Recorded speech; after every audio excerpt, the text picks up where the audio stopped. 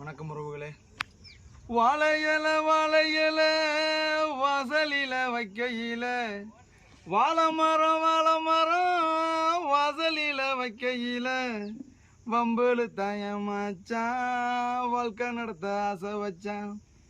வாழையடி வாழையாக வாழணும்னு என்று சொல்லி முன்னோர்கள் சொல்லி வச்சான், நம்மளையும் வாழ வச்சான்.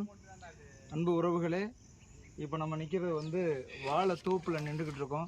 இந்த வாழை மரத்தோடைய தண்டு, பூ, காய், கனி அனைத்துமே நம்மளுக்கு மருத்துவ குணம் மிக்கது. புற்றுநோய், அதாவது கேன்சர்னு சொல்லக்கூடிய புற்றுநோய் இந்த வாழை இலையில சாப்பிட்டு வந்தோம்னா அந்த புற்றுநோயை குணப்படுத்தக்கூடிய அற்புதமான ஒரு மருத்துவம் இந்த வாழை இலையில இருக்குது. அடுத்து பார்த்திங்கன்னா இந்த பார்க்கின்சன் சொல்லக்கூடிய நரம்பு சம்பந்தமான நோய் வராமல் தடுக்கக்கூடிய ஒரு மருத்துவ குணம் இந்த வாழை மரத்தில் இருக்குது. ஸோ நம்ம என்ன செய்யணும் அப்படின்னா, வாழையடி வாழையாக வாழணும் அப்படின்னா இது போன்ற வாழை மரங்களை நம்ம வளர்க்கணும்.